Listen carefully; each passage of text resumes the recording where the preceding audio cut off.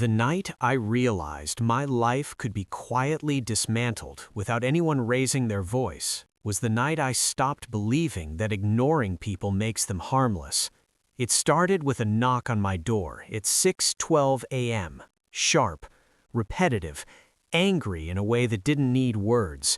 I stood there in my socks, half awake, staring at the door while my heart tried to decide if this was an emergency or just another intrusion. When I opened it, Daniel from apartment 3B was standing inches from my face, jaw tight, phone already recording. "You were dragging furniture again," he said flatly. "We have a baby. This ends today." I hadn't moved anything. I'd gone to bed at midnight and slept like a stone. I told him that, calmly, still foggy with sleep. He smiled, just barely, and turned the phone so I could see the screen. A noise complaint app, time-stamped, filed. "Next one goes to management," he said, and walked away before I could finish my sentence. That was the first official lie. I didn't know it yet. I'm not a confrontational person. I'm the kind who keeps to routines, pays rent early, nods politely in hallways. I moved into that building because it was quiet, affordable, and anonymous.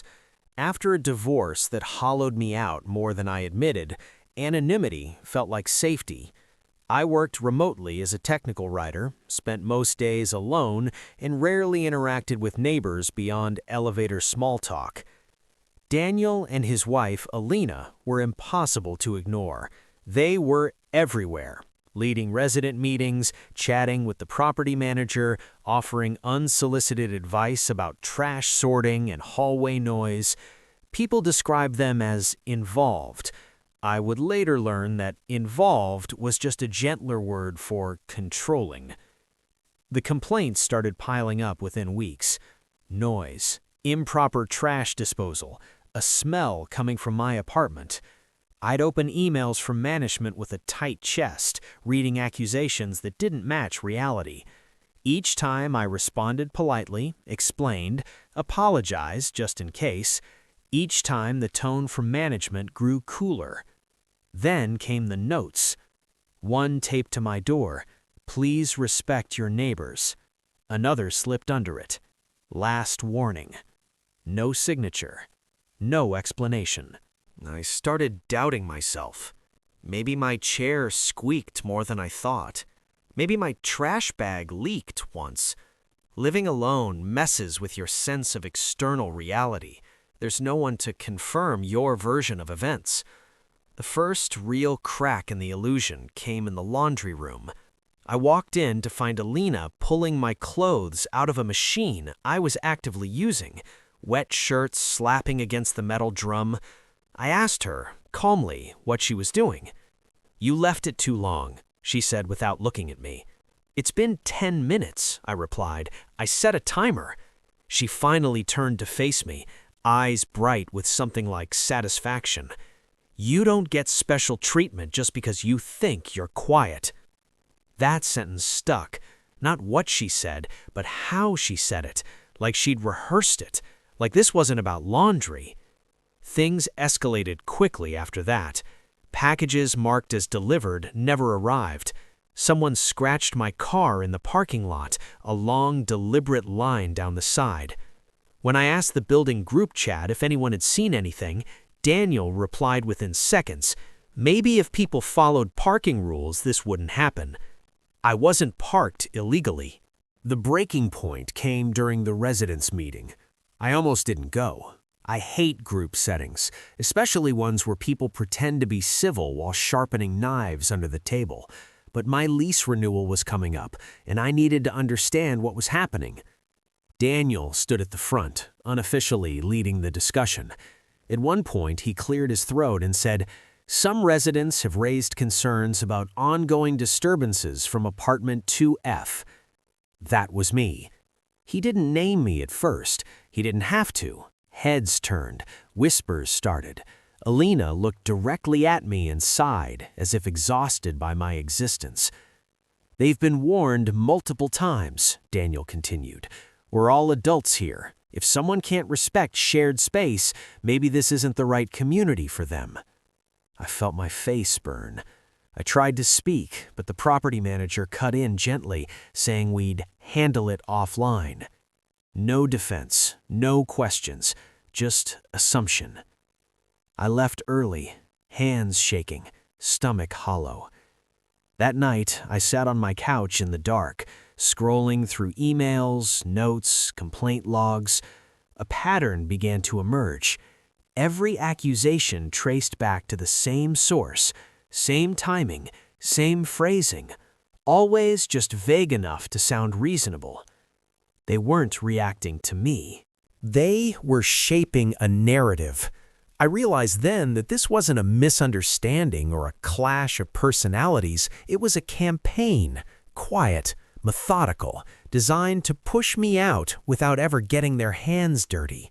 And as that realization settled in, something else followed, something colder, steadier.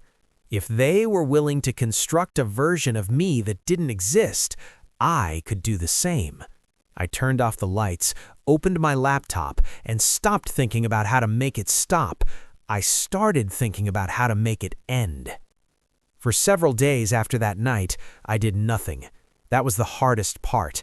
Every instinct told me to react, to confront them, to defend myself publicly, to send a long email to management listing every false accusation in bullet points. I drafted those emails at least 5 times. I imagined cornering Daniel in the hallway and forcing him to look me in the eye while I dismantled his lies. But another instinct, quieter and more uncomfortable, kept interrupting. The one that said, "They want you emotional. They want you loud. They want you sloppy." So I stayed quiet, outwardly cooperative. Internally, I started watching. I began with myself. I needed to be absolutely sure I wasn't imagining things. Gaslighting only works if you're alone with your doubts, and I'd already been there once in my marriage. I wasn't going back. I bought a small notebook and started logging everything.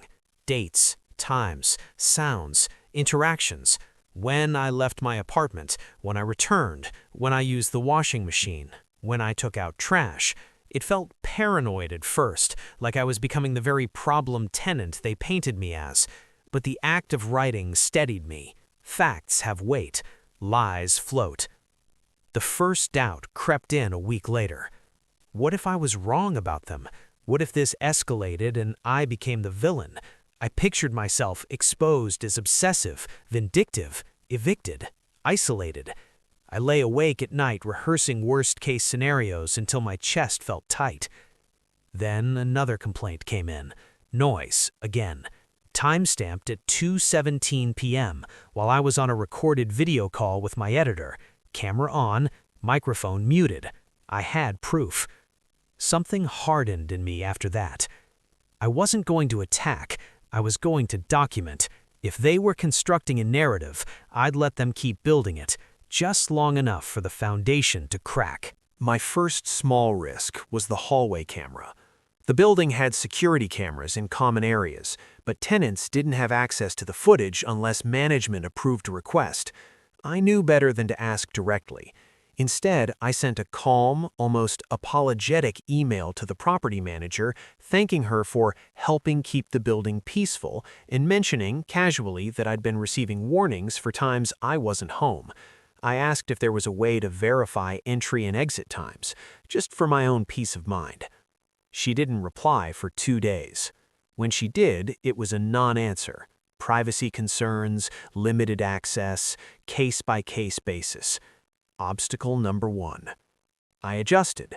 I bought a cheap door sensor that logged openings and closings to my phone, then a decibel monitoring app, not to measure noise, but silence. Screenshots became part of my nightly routine. Still, evidence alone wasn't enough. I needed to understand why they were doing this. The answer came accidentally.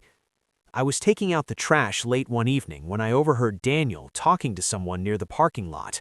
I stopped without thinking, standing just inside the stairwell, door cracked open. I could hear him clearly. "They always cave," he was saying. Management hates conflict. You just document enough, keep the pressure on, and they leave. We've done it before. My stomach dropped. Before. It wasn't personal, or rather, it was personal in the way pests are personal to exterminators. They curated their environment by removing people who didn't fit whatever vision they had of control and quiet and obedience. That realization stripped away the last of my hesitation. I wasn't dealing with neighbors. I was dealing with professionals. The next step terrified me more than anything so far. Interaction. I needed them to keep targeting me, not aggressively, predictably. So I did something that felt almost humiliating. I knocked on their door. Alina answered. She looked surprised, then pleased, like she'd been expecting this moment. "I just wanted to clear the air," I said, forcing my voice into something soft and reasonable. "I feel like there's been a misunderstanding." Daniel appeared behind her, arms crossed. "We've been very patient," he said. "I know. I just want to be a good neighbor." I apologized. Not for anything specific, just in general. I asked if there was anything I could do differently. They exchanged a look, a silent conversation. Alina smiled. "Just be mindful," she said. "We notice patterns." That word again. I walked back to my apartment feeling sick. I hated myself for playing small, for feeding their sense of power.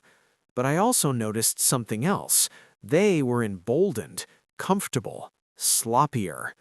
The complaints increased after that, more frequent, less careful. Once, Daniel emailed management from the building account instead of his personal one, accidentally CCing me. He apologized quickly, but the damage was done. I could see how he framed things when he thought I wasn't watching. The complication I hadn't planned for came from another neighbor. Mrs. Klein from 4A knocked on my door one afternoon, eyes darting down the hallway. She whispered, "You need to be careful." My pulse spiked. She told me they'd pressured her, too, years ago. Complaints, notes, threats of escalation. She'd almost moved out before her son intervened and threatened legal action. "I thought it was just us," she said. "They make you feel alone." Her warning should have comforted me. Instead, it scared me more. This wasn't a short game. They'd survived pushback before. That night, doubt returned stronger than ever. Who was I to think I could outmaneuver people who'd been doing this for years? I stared at my notebook, pages filled with neat handwriting, and wondered if I was just collecting proof of my own slow defeat. Then, something unexpected happened. An email from management, subject line, "Clarification request."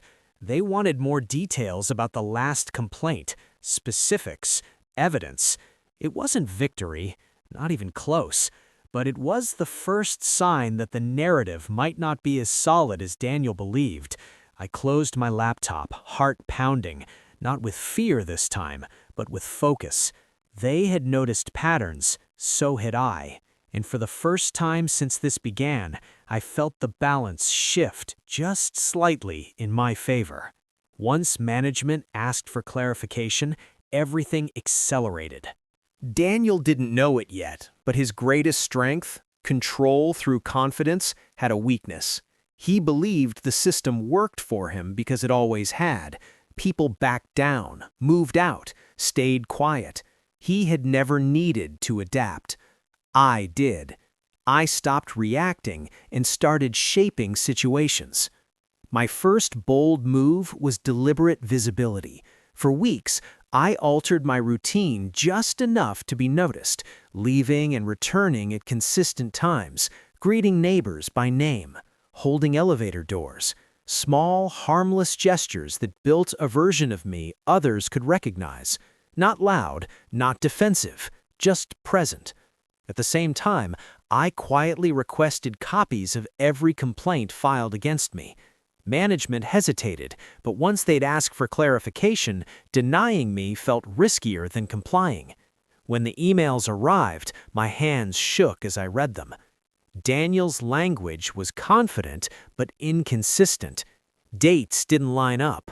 Descriptions contradicted earlier claims. He reused phrases, entire sentences, sometimes weeks apart. The narrative wasn't just exaggerated, it was lazy. That realization gave me courage and moral problem. I could expose him directly, send a detailed timeline, attach logs, screenshots, contradictions. It would be clean, clinical, but it would also end the game too early because something else had emerged from the documents. Other names. Apartments that no longer existed in the building directory, tenants who'd moved out quietly. Their complaint histories looked eerily familiar. Same cadence, same escalation pattern, same final note recommending non-renewal. Daniel and Alina weren't just abusing the system, they were training it. I lay awake for nights wrestling with what that meant. If I pushed too fast, management could close ranks, minimize liability, label it a mutual conflict. If I waited, I risked being pushed out myself. The pressure started bleeding into my body, jaw clenched constantly, dreams where I couldn't speak. I caught myself flinching at hallway sounds, then getting angry at myself for flinching. The next twist came from Alina. She knocked on my door one evening, alone. "I feel like things have gotten tense," she said gently. "That wasn't our intention." The audacity almost made me laugh. She stepped inside without waiting for an invitation, looked around, took inventory. Control, again. "We just want peace," she continued, "but Daniel feels like you're documenting him. That makes people uncomfortable." There it was. Confirmation. "I'm documenting my life," I replied, "because I've been accused of things I didn't do." She tilted her head. "You don't want this to turn into something ugly." That sentence wasn't a threat, it was a test. After she left, my hands shook so badly I had to sit on the floor. Fear surged, not because of her words, but because of how easily she delivered them.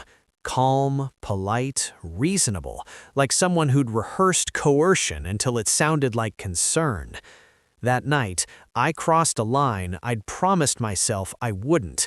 I installed a small camera inside my apartment, facing the door.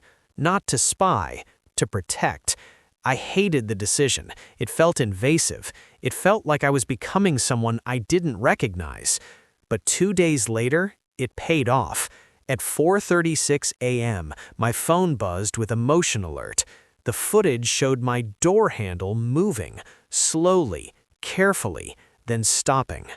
I watched the clip 6 times, heart pounding. No forced entry, no damage, just the unmistakable test of access. I barely slept after that. The next morning, Daniel cornered me in the stairwell. "You should really stop escalating," he said quietly. "No phone, no audience." "Escalating what?" I asked. He smiled. "You know exactly what." That smile told me everything I needed to know. I took my biggest risk yet. I sent management a partial file.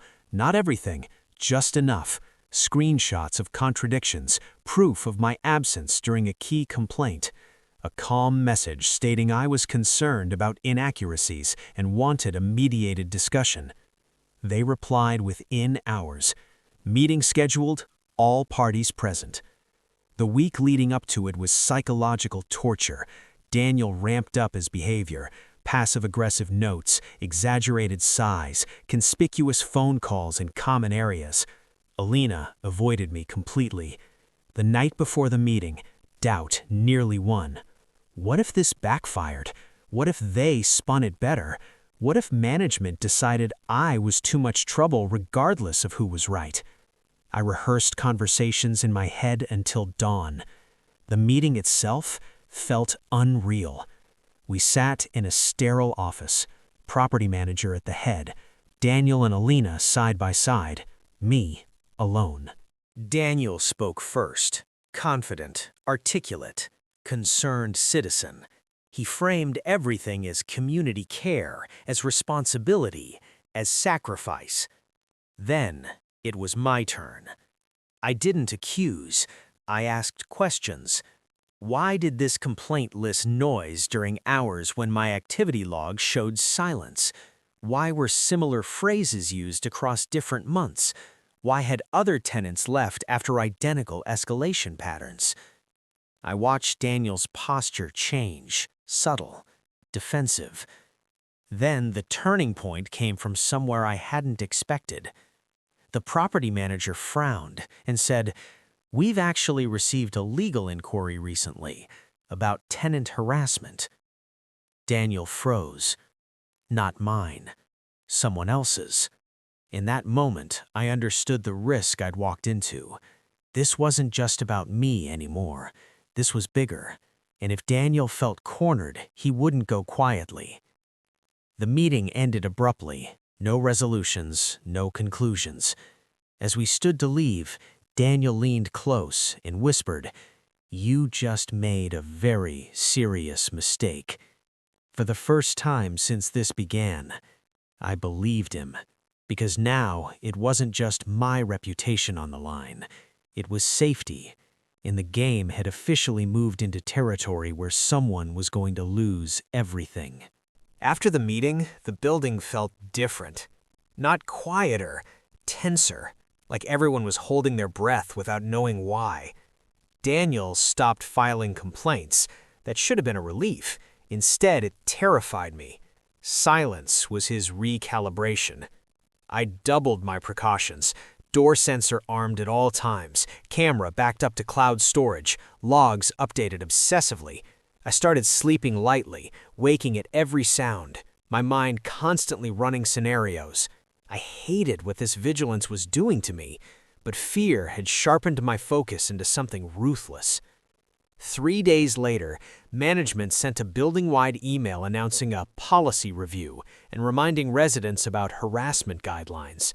No names mentioned, no accusations, just a shift in tone. Daniel responded in the group chat within minutes, polite, supportive, praising transparency. That was when I knew he was planning something bigger. The reversal came from an unexpected place, the fire inspector. He showed up unannounced on a Tuesday morning, clipboard in hand, accompanied by the property manager. Routine inspection, they said, but when they reached my apartment, his questions became oddly specific. Storage, wiring, smoke detector placement. Everything was compliant. I'd always been meticulous. Still, the inspection lingered longer than necessary. After they left, I found a notice taped to my door. Follow-up review pending. I didn't need to guess who'd made the call. That night, my email filled with messages from management asking for additional documentation, lease clauses, photos, clarifications. The system Daniel had trained was waking up, and it didn't care who was right. It cared about risk. I felt the ground slipping. The temptation to dump everything, to send the door handle footage, the logs, the neighbor testimony, burned through me. But something stopped me. Timing. If I went all in now, Daniel would frame it as escalation, paranoia, retaliation. I needed him to make the next move. He did. 2 nights later, the fire alarm went off at 2:03 a.m. The building evacuated into the cold. People groggy, irritated, confused. Fire department found nothing. No smoke, no trigger. Except one. Manual pull station, 3rd floor, near the stairwell by my apartment. I felt sick. Daniel stood across the courtyard, arms folded, watching me. Not smiling, studying. The next morning, management emailed me directly. They wanted to discuss concerns about my proximity to the alarm and my ongoing involvement in disturbances. That was the moment my fear tipped into clarity. He wasn't trying to win anymore. He was trying to bury me. I called Mrs. Klein, then another former tenant whose name I'd found in the old records, then another. People were hesitant, scared, But once I explained what was happening, something shifted. Stories poured out.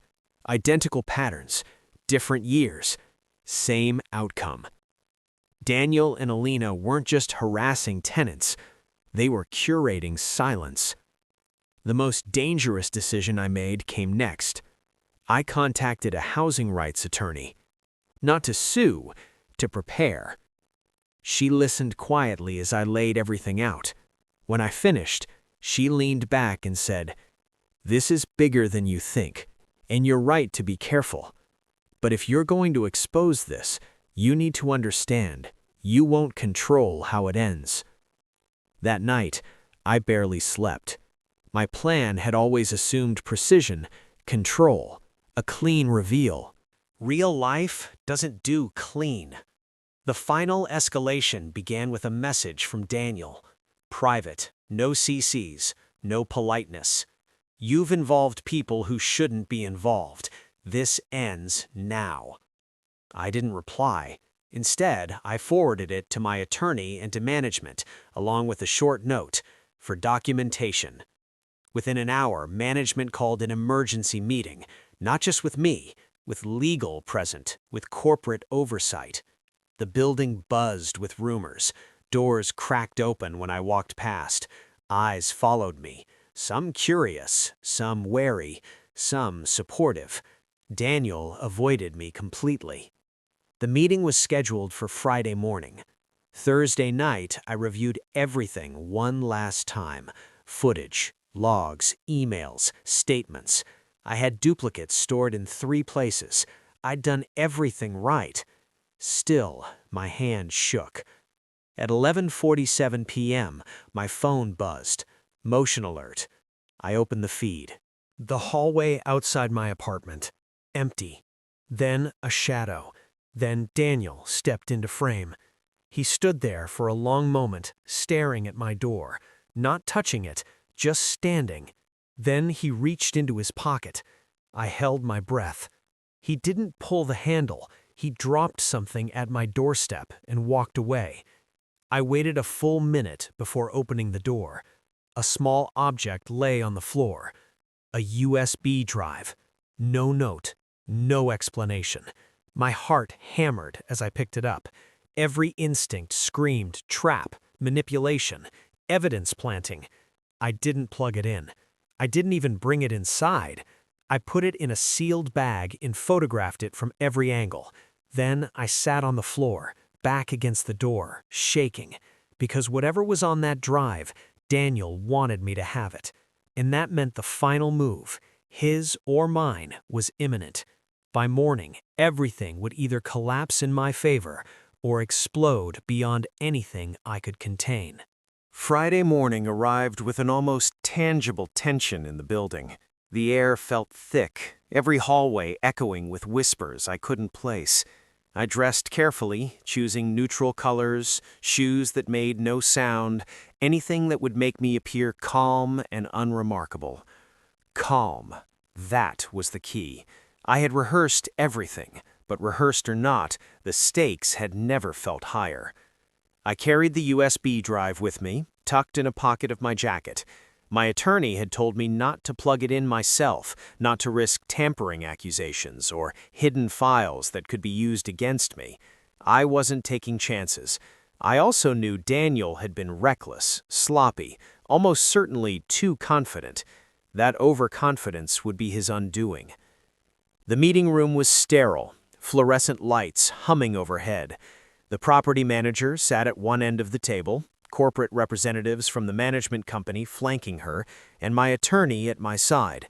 Daniel and Alina arrived together, faces carefully composed, but there was something fragile beneath the practiced calm, the kind of thin veneer you only notice when you know exactly where to look. The meeting began with the corporate manager outlining concerns regarding tenant disputes and compliance. They spoke in generalities at first, and Daniel relaxed slightly, leaning back in his chair as though he'd already won. I stayed silent. I let him settle into his own overconfidence. Then my attorney spoke. "We've reviewed all complaints and documentation from the past 6 months," she said, her voice even but firm. "We've identified a pattern consistent with harassment and intimidation targeted at a specific tenant. There is corroborating evidence from current and former residents, as well as documentation submitted today, which includes time-stamped footage, emails, and logs." I watched Daniel's face shift. First, a slight flicker of irritation, then a tightening of the jaw, and finally, that split-second recognition that he had underestimated the situation. I held my breath as my attorney continued. "Additionally, this USB drive contains communications and digital files that were left intentionally at the tenant's door. These files demonstrate active attempts to manipulate and intimidate other residents and conceal patterns of behavior from management." The room went silent. Even the corporate representatives, who had been watching politely, now leaned forward. Daniel's hand twitched slightly, and Alina's lips pressed into a thin line. "Excuse me?" Daniel said, voice sharper than I expected. "What are you implying?" "Not implying," my attorney said, "presenting facts. The patterns you've established are no longer circumstantial. They're verifiable. The intention to harass, to manipulate, to maintain control over your neighbors is documented." I felt my pulse slow as the tension coiled into something precise. My revenge had taken a form I hadn't anticipated. Not about humiliation or confrontation, but exposure. Daniel and Alina weren't going to be physically harmed, but the entire building, the management company, even previous tenants, they would all know the truth. And with proof, there was no rewriting the narrative. The corporate manager spoke next. "Given the evidence and the severity of the behavior, the management company has decided to terminate the lease of tenants 3B effective immediately. Furthermore, legal oversight will be involved if any further harassment is reported." Daniel's face turned pale. Alina's eyes welled slightly, not crying, just the realization of defeat. For a moment, I almost felt pity. Almost. Then Daniel snapped. "You can't do this. You're lying, fabricating." His voice grew loud, panicked, but my attorney held up a hand, quieting him immediately. "We are acting on verified, documented evidence. This is not personal. This is policy and law." I leaned back in my chair, letting him flail. I didn't need to speak. The silence, the documentation, the combined witnesses, all of it spoke louder than I ever could. As the meeting concluded, Daniel and Alina were escorted out. They didn't resist physically, but the tension trailing them was palpable. The property manager gave me a nod, almost apologetic, and my attorney whispered, "You did well keeping your cool. Everything is airtight." I left the building that afternoon feeling hollow, yet a strange weight had lifted. The long weeks of fear, paranoia, and planning had culminated in this precise moment. I didn't feel triumphant in a celebratory sense. This wasn't a victory parade. It was acknowledgement. I had endured, observed, and acted with strategy rather than impulse. The revenge wasn't dramatic, it was surgical, and it worked. Over the next days, the building's atmosphere shifted subtly. Neighbors who had been wary began speaking more freely. Mrs. Klein from 4A stopped me in the hall, eyes bright, and said quietly, "I can't believe it finally ended. You did it." I nodded, not sure what to say. The unexpected reversal I hadn't anticipated was that Alina and Daniel didn't fight back publicly. Instead, they disappeared, moved to another city, apparently trying to escape the humiliation. Management confirmed they had found another apartment elsewhere. No one in the building spoke ill of them. Their exit was understated, almost ghostly, but the ripple effects remained. Neighbors spoke quietly about their behavior. Emails circulated with stories from the past, and I realized that my quiet endurance had allowed others to reclaim their own power. Emotionally, I didn't feel vindicated. I felt exhausted. Months of anxiety, sleepless nights, constant vigilance. It had changed me. But I also recognized a strange clarity. I had learned how to navigate fear, how to observe patterns, how to act decisively without losing myself in rage. That, perhaps, was the real lesson. One night, alone in my apartment, I looked at the notebook I had kept from the beginning. The pages were filled with details, timestamps, thoughts, and strategies. The meticulous record wasn't just proof, it was a map of my own resilience. I smiled faintly at the irony. In trying to survive their harassment, I had honed skills I didn't know I possessed. I didn't celebrate. I poured a glass of water and sat on the balcony, watching the city lights. I realized the truth of what had happened. Revenge is rarely dramatic fireworks. It's endurance, observation, and patience. It's about letting the weight of truth fall where it will, rather than forcing it. And sometimes, the quiet satisfaction of seeing justice take its natural course is enough.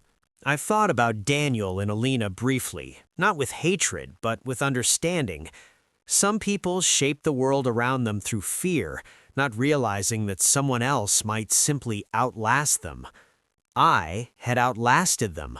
I had endured the small, invisible cruelties, absorbed them, and channeled them into something precise. As I turned off the balcony light and returned inside, I felt a rare calm. The building was quiet. My life was my own again. The fear, the tension, the obsession with being watched, all of it receded like a tide.